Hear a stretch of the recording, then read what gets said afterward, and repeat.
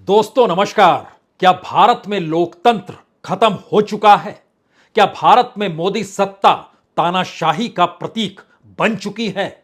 क्योंकि 9 बरस में पहली बार विपक्ष एकजुट हुआ। एकजुट होकर उसने एक पत्र लिखा। उस पत्र को सीधे तौर पर प्रधानमंत्री को संबोधित किया और इस बात का खुले तौर पर जिक्र किया कि भारत में लोकतंत्र खत्म कर तानाशाही प्रवृत्ति सत्ता का प्रतीक बन चुकी है। इससे पहले कई मौकों पर इस देश के संवैधानिक संस्थानों को लेकर क्या संसद क्या सड़क कई जगहों पर हल्ला बोला गया। कई मौकों पर इस बात का भी जिक्र हुआ कि न्यायपालिका को भी प्रभावित करने की स्थिति में सरकार आ चुकी है।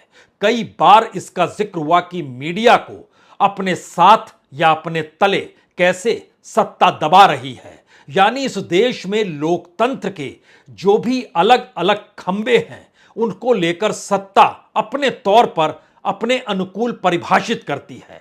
लेकिन इससे पहले कभी भी किसी ने पत्र नहीं लिखा, खुले तौर पर जिक्र नहीं किया। और ध्यान दें तो राहुल गांधी भी लंदन पहुंचे तो उन्होंने खुले तौर पर एक ही एहसास वहां से दिखलाया कि भारत के भीतर मोदी सत्ता लोकतंत्र को खत्म कर रही है, देश को बर्बाद कर रही है। भारत के भीतर के संघवाद को भी वह खत्म कर रही है और तमाम संस्थानों को सत्ता के लिए काम करने पर मजबूर किया जा चुका है। और आज 9 नेताओं ने 3 पन्ने का एक पत्र लिखा। उस पत्र के जरिए 3-4 बड़े सवालों को उठा दिया। पहला सवाल तो यही कि पूरे तरीके से इस देश की जो जांच एजेंसियां हैं वह पॉलिटिकली मोटिवेटेड यानी राजनीति के प्रभाव के तहत काम करती है, जिससे सत्ता को लाभ होता है। पूरे तरीके से विपक्ष का खात्मा करने की दिशा में इस देश की जांच एजेंसियां काम करे, इसके लिए सरकार उनको प्रवोक करती है और उनको उस दिशा में काम करने के लिए मजबूर कर देती है। और जो भी विरोधी शख्स है अगर वो बीजेपी के साथ खड़ा हो जाए तो यही जांच एजेंसियां उसकी पूरी जांच ठंडे बस्ते में डाल देती है और जांच रुक जाती है। और यह स्थिति इस देश के भीतर 9 बरस से चली आ रही है और उसमें एक पूरे लंबे नेताओं की फहरिस्त भी दी गई है कि दरअसल इन नेताओं को किस रूप में राजनीति से प्रभावित होकर शिकंजे में लिया गया। हम उस पत्र को आपके सामने पढ़ें या उसके मजमून को बताएं उससे पहले 3-4 सवालों को आप समझ लीजिए। जो पत्र लिखा गया है उसमें किसी भी कांग्रेस के नेता के हस्ताक्षर नहीं है। यानी बिना कांग्रेस के इस विपक्ष की एकजुटता का एक मतलब बहुत साफ है कि दरअसल तीसरे मोर्चे की दिशा में क्या यह पत्र पहली पहलकदमी है। 2024 के चुनाव के मद्देनजर जब जिक्र बार बार एकजुटता और विपक्ष की एकजुटता का हो रहा है तो लोकतंत्र खत्म कर मोदी सत्ता को तानाशाह बताने की स्थिति में भी कांग्रेस का साथ नहीं लिया गया, जबकि कांग्रेस के नेता 3 दिन पहले ही लंदन में इन्हीं बातों का जिक्र कर रहे थे। तो एक तीसरे मोर्चे का शुरुआत है क्या ये? दूसरी बड़ी बात, इसके भीतर में अडानी का जिक्र नहीं किया गया। अडानी के घटनाक्रम का जिक्र किया गया, कंपनियों का जिक्र किया गया, अंतर्राष्ट्रीय तौर पर किसी कंपनी ने किस रूप में रिपोर्ट दी उसका जिक्र किया गया। इसका भी जिक्र हुआ कि एसबीआई और एलआईसी का तकरीबन 78,000 करोड़ रुपया कैसे डुबा दिया गया और जांच एजेंसियों को क्या काम करना चाहिए वो काम नहीं करती है। लेकिन उसमें कहीं भी 3 पत्र में अडानी शब्द का जिक्र नहीं किया गया। और ध्यान दीजिए तो कांग्रेस या राहुल गांधी पहला शब्द अडानी को ही लेती है। इस पत्र के मजमून की तीसरी बड़ी खासियत सब यही है कि 9 बरस में अगर पहली बार सिलसिलेवार तरीके से अलग अलग परिस्थितियों में जांच एजेंसी, इस देश के भीतर में राज्यपालों की भूमिका, इस देश के भीतर में राजनीतिक तौर पर बीजेपी की अपनी भूमिका को लेकर जो सवाल विपक्ष ने खड़ा किया है उसके संकेत बहुत साफ हैं कि 2024 का चुनाव डेमोक्रेसी वर्सेस ऑटोक्रेसी यानी लोकतंत्र बनाम तानाशाह की स्थिति में क्या अब हर कोई लाने को तैयार हो चला है। लेकिन जिन नेताओं ने हस्ताक्षर किए उन तमाम राज्यों में उनकी चुनावी जीत क्या रही उन जगहों पर कांग्रेस की जीत क्या रही, उन जगहों पर बीजेपी की जीत क्या रही, और उन जगहों पर तीसरा मोर्चा अगर बन जाता है तो क्या वाकई यह तीसरे मोर्चे के लिए लाभदायक स्थिति है, या फिर इसके ठीक उलट दो तीन बातें और महत्वपूर्ण इसी दौर में निकली है। अगर सरकार ऑटोक्रेसी के साथ यानी तानाशाही के साथ चल रही है तो जिन्होंने हस्ताक्षर किया है उनकी गिरफ्तारी कभी भी हो सकती है, क्योंकि उनके खिलाफ ईडी के तमाम मामले दर्ज हैं, सीबीआई के तमाम मामले दर्ज हैं उन नेताओं के ऊपर। और छत्रपों की गिरफ्तारी करने से कुछ आहट होती नहीं है, यह संदेश चाहे थर्ड फ्रंट बनते हुए विपक्षी दलों के भीतर मनीष सिसोदिया की गिरफ्तारी के साथ उभरा, या मनीष सिसोदिया की गिरफ्तारी को लेकर हथियार बनाया गया, लेकिन दो सत्य साथ है कि कांग्रेस के भीतर गांधी परिवार, उसके जरिए निजी आरोप उन पर नहीं है, हेराल्ड के जरिए आरोप है। लेकिन दूसरे तरफ छत्रप नेताओं जिन्हों के हस्ताक्षर हैं उनको सरकार जब चाहे तब गिरफ्तार कर सकती है, क्योंकि उनके खिलाफ मामले हैं। आइए एक एक करके हर पन्ने को आज खोलने की जरूरत है, और इसको जरा समझना इसलिए भी जरूरी है क्योंकि 9 बरस में पहली बार सीधे तौर पर लिखा गया कि हम लोकतंत्र से तानाशाही में बदल रहे हैं। इस पत्र के मजमून पर जिन्होंने हस्ताक्षर किया है उसमें ममता बनर्जी है, उसमें अखिलेश यादव हैं, उसमें चंद्रशेखर राव हैं, उसमें तेजस्वी यादव हैं, उसमें उद्धव ठाकरे हैं, उसमें फारूक अब्दुल्ला हैं, उसमें शरद पवार हैं, उसमें भगवंत मान हैं और अरविंद केजरीवाल हैं। दिल्ली और पंजाब के मुख्यमंत्री यानी एक ही पॉलिटिकल पार्टी, बाकी तमाम जगहों पर पश्चिम बंगाल, उत्तर प्रदेश, तेलंगाना, बिहार, महाराष्ट्र और जम्मू कश्मीर, इन राज्यों की घेराबंदी है। हम उस तीसरे मोर्चे पर आए, पहले उस पत्र के मजमून को समझिए जिसमें साफ तौर पर लिखा गया कि विपक्षी नेताओं के खिलाफ केंद्रीय एजेंसियों का मनमाना इस्तेमाल यह दिखाता है कि हम एक लोकतंत्र से तानाशाही में तब्दील हो गए हैं। और इसका आधार मनीष सिसोदिया की गिरफ्तारी को यह कहकर बताया गया कि लंबी तलाशी के बाद 26 फरवरी 2023 को मनीष सिसोदिया को सीबीआई ने गिरफ्तार कर लिया। कथित तौर पर गड़बड़ी के आरोप में यह गिरफ्तारी की गई, वह भी बिना कोई सबूत पाए हुए। इसमें इसका और जिक्र किया जाता है कि आरोप कोई नहीं है, सारे आरोप बेबुनियाद हैं, राजनीतिक षड्यंत्र के तहत कार्रवाई की गई है। और इस गिरफ्तारी ने पूरे देश के आवाम को गुस्से में भर दिया।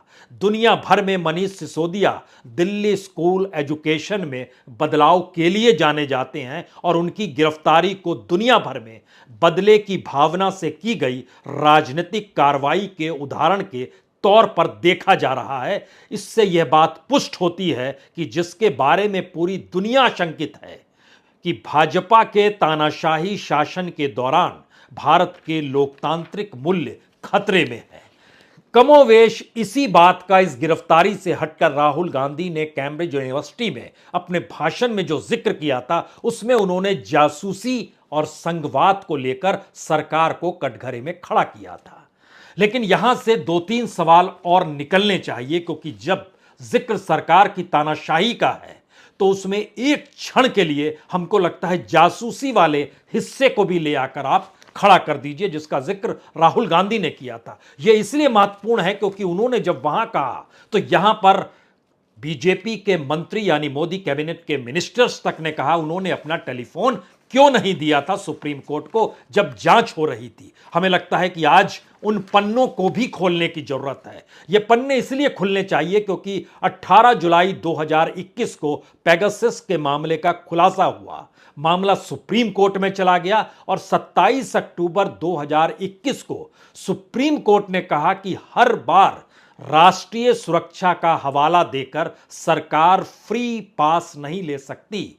सुप्रीम कोर्ट ने गहन जांच के लिए एक समिति नियुक्त की है और समिति में 3 तकनीकी सदस्य और इसकी निगरानी रिटायर्ड जज जस्टिस RV रविंद्रन करेंगे। यह 3 महीने बाद की घटना है जब इस बात का जिक्र किया गया कि हर बार सरकार राष्ट्रीय सुरक्षा का जिक्र क्यों करती है। अब आप देखिए, जब फैसला देते हैं चीफ जस्टिस रमन्ना, उस वक्त 27 अगस्त को वो रिटायर हो रहे हैं और 26 अगस्त को फैसला देते हैं। उस फैसले में क्या लिखा हुआ है कि फोन में स्पाईवेयर के उपयोग पर कोई निर्णायक सबूत नहीं मिला, केंद्र सरकार ने पैनल के साथ सहयोग नहीं किया। यह इसका छोटा सा मजमून है, लेकिन इस मजमून को जब आप बड़ा करेंगे तो जो समिति ने निष्कर्ष निकाला, पहले आप उसको सुन लीजिए, फिर आप समझ पाएंगे लोकतंत्र है या तानाशाही है और जासूसी का मसला क्यों महत्वपूर्ण था, जिसका जिक्र राहुल गांधी कैम्ब्रिज में कर गए। उन्होंने कहा कि दरअसल समिति का निष्कर्ष इस दौर में जो हमने निकाला, सुप्रीम कोर्ट के तमाम डॉक्यूमेंट से हमारी टीम ने निकाला, उसमें बहुत साफ तौर पर लिखा गया कि सरकार ने जांच में सहयोग करने से इनकार कर दिया, बार बार राष्ट्रीय सुरक्षा का हवाला दिया और सुप्रीम कोर्ट ने विशिष्ट विवरण नहीं मांगे थे, सिर्फ पूछा इस्तेमाल किया या नहीं किया। लेकिन सरकार ने हर बार जवाब देने से इनकार तो दूर, सुप्रीम कोर्ट के किसी भी सवाल का जवाब गंभीरता के साथ नहीं दिया। और जो कमेटी बैठी थी उसने जानकारी दी कि जो 29 फोन उसके पास आए थे उसमें 5 फोन में मैलवेयर का जिक्र था और यही सवाल पूछा जा रहा था कि दरअसल आपने इसका इस्तेमाल किया या नहीं किया। पेगासस नहीं बल्कि मैलवेयर था, लेकिन राष्ट्रीय सुरक्षा का जिक्र कर सुप्रीम कोर्ट को भी दरकिनार कर दिया गया। और एक सवाल यहां पर सबसे बड़ा यही निकल कर आया जो शायद लोकतंत्र और तानाशाही के बीच इस देश की परिस्थितियों को खड़ा करता है कि नागरिक और संवैधानिक अधिकारों का संभावित तौर पर गंभीर उल्लंघन हुआ। यह जासूसी वाले पूरी सुनवाई के दौर में नजर आया और नागरिक इस उल्लंघन का उपाय खोजने के लिए सुप्रीम कोर्ट गया और सरकार ने सहयोग से इनकार कर दिया। यहां पर एक दूसरा सवाल है, अगर कोई नागरिक पुलिस जांच में सहयोग करने से इनकार कर दे या अदालत या उसकी निगरानी वाली जांच के साथ ना खड़ा हो, तो परिणाम किसी भी नागरिक के लिए कितने खतरनाक होंगे। कानून के सामने सत्ता, सरकार, आम नागरिक सभी बराबर होते हैं, लेकिन यहां बराबर की स्थिति नहीं थी। दूसरा सवाल था कि कानून के ऊपर अगर सरकार जवाब नहीं दे रही है तो क्या यह लोकतंत्र है? क्योंकि अदालत ने अगर दबाव नहीं डाला तो दूसरा सवाल यह भी निकला कि सुप्रीम कोर्ट ने इसके बाद उस पूरे मामले को ठंडे बस्ते में डाल दिया, तो क्या उसने खुद को कमजोर नहीं किया? क्योंकि सिर्फ नोट लिख के सरकार ने उसकी समिति के साथ सहयोग नहीं किया। यह संकेत बहुत साफ है कि गंभीर नागरिक अधिकारों का उल्लंघन के अदालती अनिवार्य जांच के साथ सहयोग वैकल्पिक है। तो यह भविष्य के लिए सत्ता को ग्रीन सिग्नल तो नहीं है कि आप मनमर्जी कर सकते हैं। इसीलिए इस परिस्थिति के बाद दोबारा लौटिए इस पत्र को जो आज 3 पन्नों का लिखा गया, उसमें बहुत साफ तौर पर 9 बरस में कोई पत्र नहीं लिखा गया, लेकिन इस पत्र में लिखा गया कि आपके शासन में 2014 से अब तक जितने राजनेताओं की गिरफ्तारी हुई, छापे मारे गए या पूछताछ हुई, उनमें ज्यादातर विपक्षी नेता हैं। और मजेदार बात यह है कि उन विपक्षी नेताओं के खिलाफ केंद्रीय एजेंसियों की जांच धीमी पड़ जाती है जो बीजेपी में शामिल हो जाते हैं। उसमें उदाहरण भी दिया गया, मौजूदा असम के मुख्यमंत्री हेमंत बिस्व शर्मा, सीबीआई और ईडी ने 2014-15 में शारदा चिटफंड घोटाले में उनके जांच की शुरुआत की। हालांकि जब उन्होंने बीजेपी ज्वाइन कर लिया तो फिर केस आगे नहीं बढ़ा। और यही स्थिति शुभेंदु अधिकारी की, यही स्थिति मुकुल राय की, यही स्थिति राणे की, और इसी स्थिति के आसपास हर ज्वाइन करने वाला अगर शामिल हो जाता है बीजेपी में और ज्वाइन करने की परिस्थिति के बाद ठंडे बस्ते में फाइल डल जाती है, तब इसके क्या मतलब निकाले जाएं, यह सवाल इसमें पूछा गया है। उसके बाद बहुत साफ तौर पर कुछ नामों का इस पत्र में जिक्र किया गया कि पॉलिटिकली मोटिवेटेड सरकार कैसे जांच एजेंसियों के जरिए विपक्ष को खत्म करना चाहती है। लालू यादव का नाम, संजय राउत का नाम, आजम खान का नाम, नवाब मलिक और अनिल देशमुख का नाम, अभिषेक बनर्जी जो ममता बनर्जी के भतीजे हैं उनका नाम, सीधे तौर पर कहा गया कि कैसे आप विपक्ष को खत्म करने के लिए जांच एजेंसियों का इस्तेमाल करते हैं।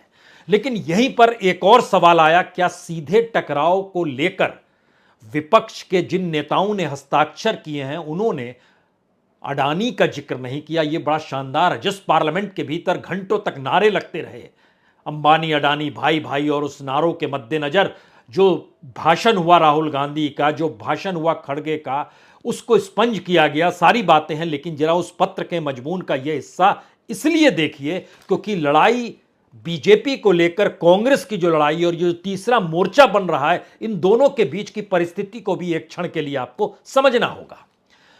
इस पत्र में लिखा गया कि एक international forensic financial research report के बाद एसबीआई और एलआईसी ने एक कंपनी, अडानी नहीं, एक कंपनी के चलते अपने शेयरों के मार्केट कैपिटलाइजेशन में 78,000 करोड़ से ज्यादा रुपए गंवा दिए। इस जांच एजेंसियों को इस कंपनी की आर्थिक विसंगतियों की जांच करने के लिए क्यों नहीं लगाया गया? यानी एक कंपनी, इस कंपनी अडानी का जिक्र नहीं करने से कतराया गया इस पत्र में, जबकि इस कंपनी में जनता का पैसा लगा हुआ है। फिर से इस बात का जिक्र है, इस कंपनी में। इस सवाल के बाद राज्यपालों की भूमिका को लेकर भी सवाल उठाए गए इस पत्र में, जिसमें साफ तौर पर कहा गया कि संघवाद किस तरीके से खत्म किया जा रहा है, संविधान के प्रावधानों के खिलाफ राज्यपालों की भूमिका महाराष्ट्र में, तमिलनाडु में, पश्चिम बंगाल में, पंजाब में, तेलंगाना में, दिल्ली में, और जिस तरीके से गवर्नर मूव करते हैं वो उनकी स्वायत्तता और निष्पक्षता पर सवाल उठाता है।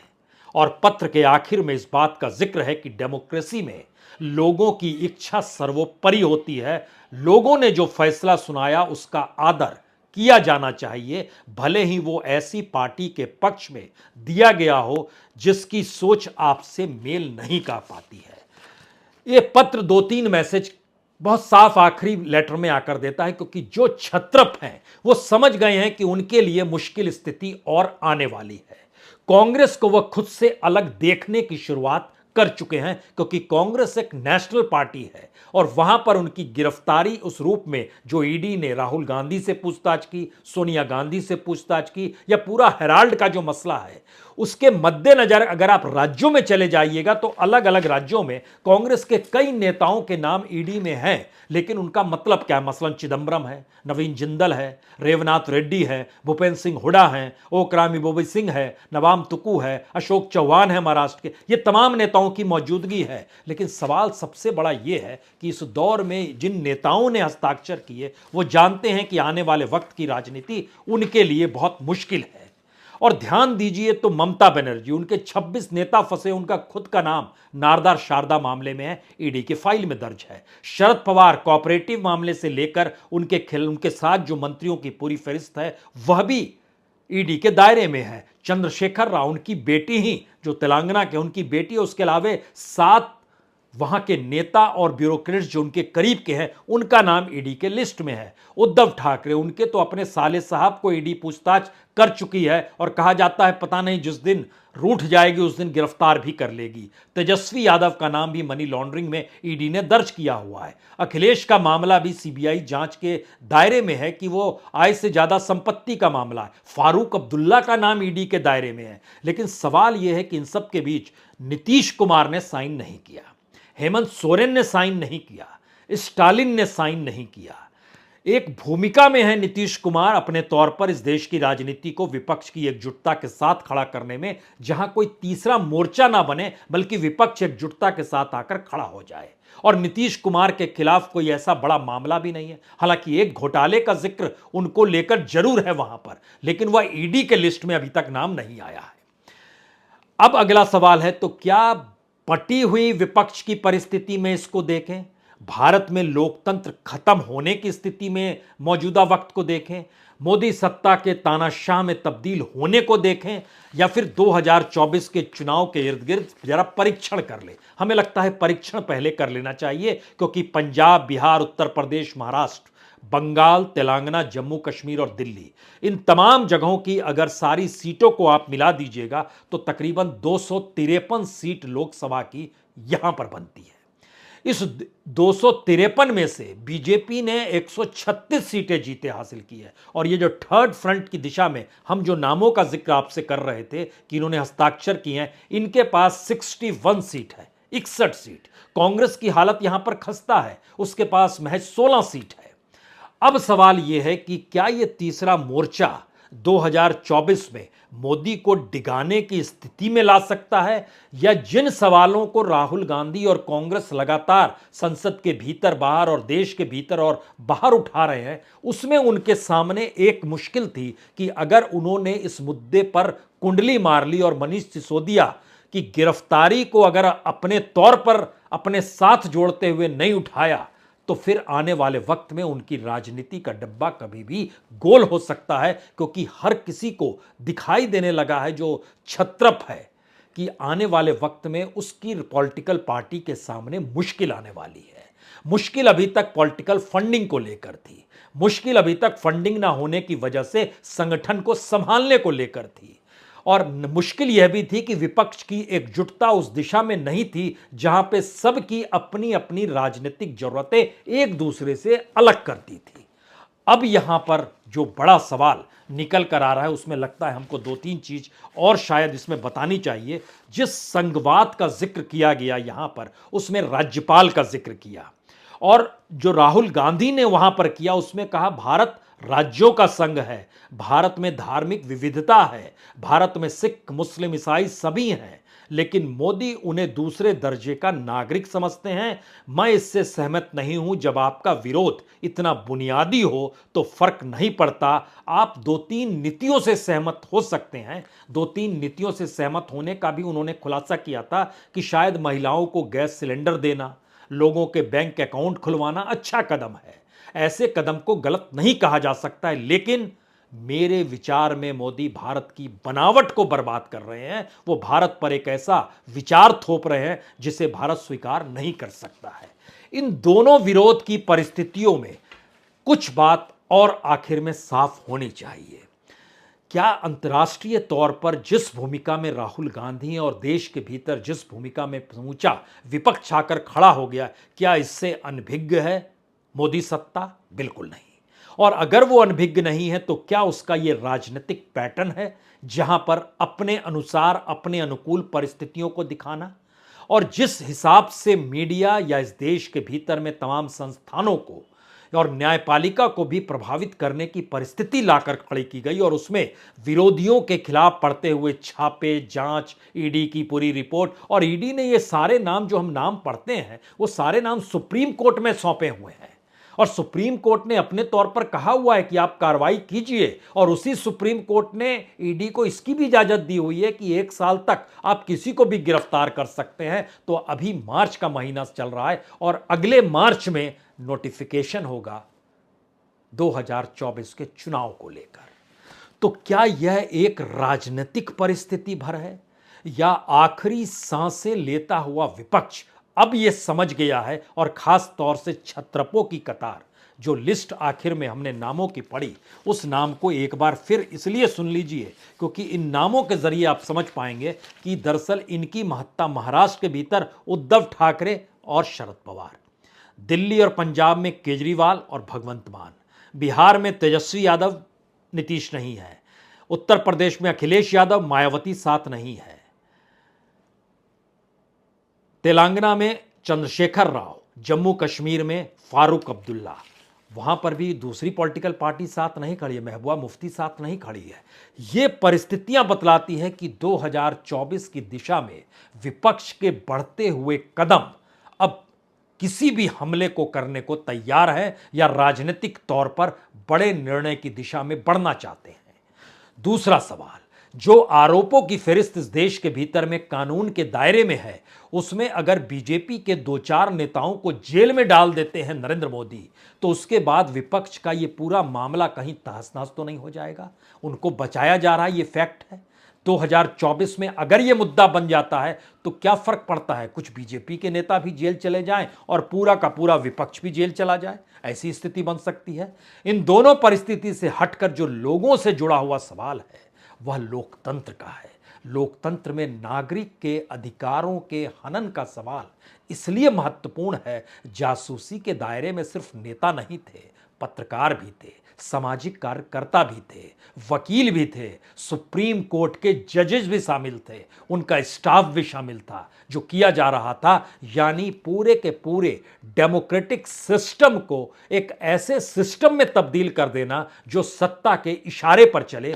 इसको लोकतंत्र कहें या ऑटोक्रेसी यानी तानाशाही कहें, कुछ भी तय कर लीजिए, लेकिन भारत का राजनीतिक मिजाज धीरे धीरे गर्म हो रहा है। बहुत बहुत शुक्रिया। और लोगों की खामोशी इस दौर में शायद राजनीति को अच्छी लग नहीं रही होगी। बहुत बहुत शुक्रिया।